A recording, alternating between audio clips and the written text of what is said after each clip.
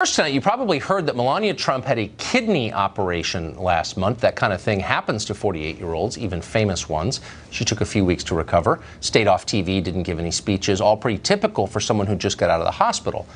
But over at CNN, they were not buying that story. They are proud journalists at CNN, self-consciously proud. And if there's one thing they know for certain, one thing that was drummed into them at the top-shelf journalism schools they attended, it's that Republican first ladies lie a lot and are evil and for the sake of civilization must be destroyed. So CNN did not buy a word of that, and the network assigned its most dogged journalist to crack the case, the squeaky but persistent Brian Stelter, who hosts some kind of weekend show that no civilian television viewer has ever actually seen. Stelter understood immediately that the whole kidney operation story was just a cover for something darker and more sinister, likely another international scandal emanating from that dark lord Vladimir Putin himself. Stelter hinted as much to his viewers. Watch. One thing that the president and the White House have been quite quiet about is Melania Trump and her status. The last time we caught a glimpse of her was on May 10th, 24 days, more than 3 weeks. There's been a lot of questions about her surgery, her time at Walter Reed, and now her invisibility. Questions about her surgery? Questions about her time at Walter Reed? What questions exactly? Who's asking those questions? Brian Stelter didn't say because he couldn't say. Those are not real questions, and this is not reporting. It's a passive-aggressive attack. CNN's real point was that Melania Trump is a liar, and she's doing something immoral. She must be. Look who she's married to. Stephen Colbert came to the same conclusion. Watch.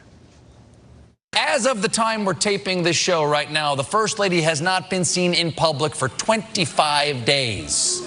Well, I'm not surprised. It took that Shawshank guy years to tunnel out. Melania is supposedly re-emerging to attend an event in the White House tonight, but who can be sure? Because the event will be closed to the press. But the White House did release this official photo proving the First Lady was totally there. Over at Rolling Stone, which apparently still exists, someone called Jamil Smith speculated that Melania Trump was in hiding to conceal signs of physical abuse. At The Atlantic, David Frum agreed and then suggested that the president may have punched Melania and then ordered the Secret Service to cover it up. Keep in mind that once upon a time, David Frum was a serious intellectual, or what passed for one in Washington. Now he's merely a buffoon. And even more buffoonish as of last night, when the actual Melania Trump showed up at the White House for a veterans event, very much alive and unscathed. So much for all those questions Brian Stelter pretended to care about. What's so interesting about all of this is how much journalists hate Melania Trump. Imagine hating Melania Trump. Whatever else she is, Melania Trump is not an overbearing public figure. She's not lecturing you about your weight or trying to control your personal life. She doesn't weigh in on, I don't know, tax rates or global warming. It's unlikely she will run for Senate from New York when this is all over. Nobody thinks she's one of her husband's key political advisors. You may never even have heard Melania Trump's voice. Many people haven't. She doesn't talk much in public. Melania Trump has done absolutely nothing wrong to you or anyone you know or anyone you will ever meet. She married Donald Trump. That is her only sin in the eyes of the press corps, and yet it's enough to disqualify her even from the most basic consideration of decency. Here, for example, is super sensitive modern guy comedian Jimmy Kimmel making fun of her accent, which he thinks is silly and foreign sounding. Alien, really. I'm curious, just like a cat. Ask lots of questions about this and that. About this and that. So do you think Kimmel would be okay mocking the accent of one of his many Guatemalan housekeepers? How about of an MS-13 member? Please, that'd be racist. But Melania? Well, she's Trump, therefore she's guilty. There was a time when the left used to argue that people ought to be judged for what they do, not for whom they're related to. We're all individuals, liberals were forever telling us, and thank God they were. Collective punishment is wrong. It is immoral. That's what they said. Did they ever really believe that? Who knows, but they definitely don't believe it now. Mark Penn was an advisor to President Clinton. Tammy Bruce is a New York radio show host. They both join us now. First to you, Tammy. What do you make of I mean, just to be totally clear, I never typically defend the honor of politicians. In fact, as a rule, I don't. But Melania Trump's not a politician. Why are they attacking her? What does she have to do with it? You know, in large part, it's because they're jealous and they're envious. Here you've got a woman who has power. She has influence. She's perfectly lovely. She's smart. She speaks 5 languages. Yes, she married a man that they don't like, but she has access now to everything that they now do not have access to. They used to be the ones who would be fawned over, who would be looked to for power and for appointment and for credibility. Now it's a woman who never really cares about them, has gone to certainly some cocktail parties, but it doesn't care about what the elite in Washington necessarily thinks or says. She cares about her son, she cares about her family, she cares about her parents, and that's her crime as well. But keep in mind, of course, this is for every woman who has dared to be part of this administration. And this is where, when you talk about the hypocrisy of the left, is the attacks on these women are misogynistic. And look, let me say about the attacks on the First Lady in particular, when they talk about her either being beaten by the president or hiding in Walter Reed or having to secrete herself away, it presumes that she's a victim, that she's helpless, that she is not willing to take care of her own life.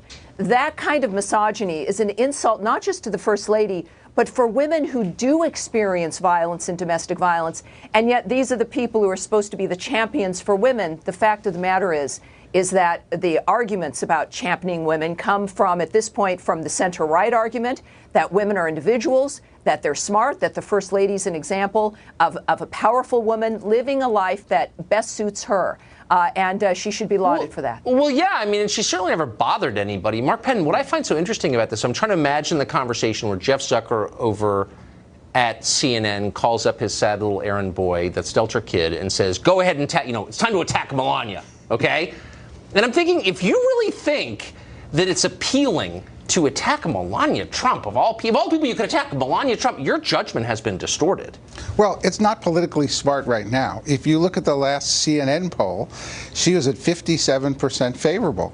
She had 53% of the women favorable to her, much higher percentage of men, because men are more Republican. But that means that you don't want to attack Melania because you're attacking the voters that you need. And they probably see this as a kind of wrong idea because no one uses silence better than Melania Trump. And that silence, you see, now has all of America waiting to tune in tomorrow when she reappears on the scene. So politically, given her ratings, it's not a very smart thing for columnists and others who have embarked on this. You sort of ran the political operation at the White House for a long time, and you used data to do it, heavily used data. When people become so emotional and when a political cause becomes a moral cause, pretty hard for them to make rational decisions, isn't it? Well, I think that's right. I think that a lot of what we see today is about getting back to rationality in our politics. Now, Hillary Clinton, as First Lady, endured a lot of attacks when she went into health care and controversial issues. But when she went to It Takes a Village, the country united. Melania Trump is not in controversial issues. She's trying to help kids. She's doing those things that the country can agree upon. So it doesn't make sense. So I guess what I dislike about this whole thing, Tammy, is the way that the left has framed everything as a moral divide. So it's like nothing about Trump can be good, and everything that is against Trump must be good. That seems like an inherently insane way to look at the world. Well, it is. In and of itself, it's immoral. But let me say also that the attacks on the First Lady are personal. We can talk about Hillary getting into policy. That's fine. Let's deal with policy issues. But remember also, the attacks on the First Lady, I would contend, are because attacks on the president don't work. And I think that there's an inherent decision here to destroy his base of support. And that is why I think she has now been targeted. Clearly, she's a strong woman. She knows what's going on here. The media tries to infantilize her, but she's going to stick to with what matters to her, children's lives and supporting her son and her family. So this is the irony of what it is, of course, that the media is doing and what maybe even some of the establishment is doing, which is claiming that Donald Trump is immoral, and then they move and do every single thing that they try to project onto the president, which is that he's bad for women, he treats women badly, he doesn't respect them, and yet every single thing they're doing reveals that That's what the I know media and the the irony does. bomb has just gone off once again. Mark, you don't think it's going to work though as a political matter? I think this will be over tomorrow. She'll be back. I think she has actually gotten more astute about handling the office of First Lady, and you saw that in her rise. Donald Trump's at about 40% favorable, and she's at 57. The very few people in the country now who can break 50 were so polarized. Yeah, Great maybe point. she should run from New York. Thank you both. Tammy, Mark, I appreciate it. Britt Hume is, of course, our senior political analyst here at Fox News, and he joins us now. So if you're the Democrats, boy, you've got to take the House back. You promised your people you're going to. You've told them Satan occupies the White House. This is not just an opposition, it's a resistance. Does stuff like this help them in their objective to do that? I don't see how it possibly can, Tucker, but it reflects something that's very real about the Democrats and their current dilemma, which is that everything, absolutely everything, is about Donald Trump. You talk about living free in someone else's head. The obsessions with him. There's an obsession with him which carries into everything. To give you an example, tonight, thinking about Kate Spade's apparent suicide, I posted a little meme on Twitter. I've had it in my photos for a long time, and it says, it's very simple. It says, everyone you know is fighting a battle you know nothing about. That's true. Be kind, always be kind. Donald Trump was the farthest thing from my mind when I posted it. The responses, a huge percentage of the responses were about him, about Trump. Can you imagine? I mean, this is what they call Trump derangement. I mean, you're not only a political, obviously, reporter, but an observer of people. What is that about? I think Trump is interesting. Don't get me wrong. Well, yeah, but is he interesting to the exclusion of every other thing in the world? No. That's the problem. So what is this? He is an exotic character to be president of the United States, and he has many foibles, which we've discussed here, and we all recognize.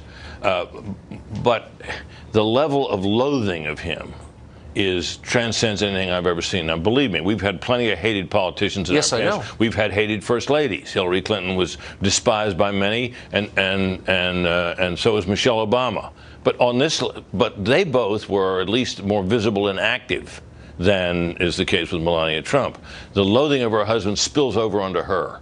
And that's what we're seeing here, and it is almost a force of nature. And I think one of the things that's happened is because there was such a wellspring of antipathy toward him and resistance to his presidency that a great many Democratic politicians thought, wait, I got to get on that bandwagon and stay on it, or else I'll be voted off the island, right? So that is where they are, and I think to some extent it has precluded them from thinking through, well, what was it about Trump that succeeded, and what message and ideas can we develop that would allow us to overcome that and get back into power. And I don't know that I can't think of a message they carry into this campaign that might get them there. And I don't think Hillary Clinton had much of a message either. I mean, I'm with her,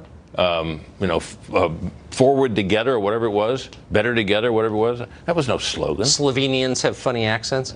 But before we go, just because it really struck me, can you just repeat the aphorism that you put on Twitter? Because I think that may be the most important. Everyone you know is fighting a battle you know nothing about. Be kind. Always be kind. I had people say to me, well, how can you say that? You support Trump.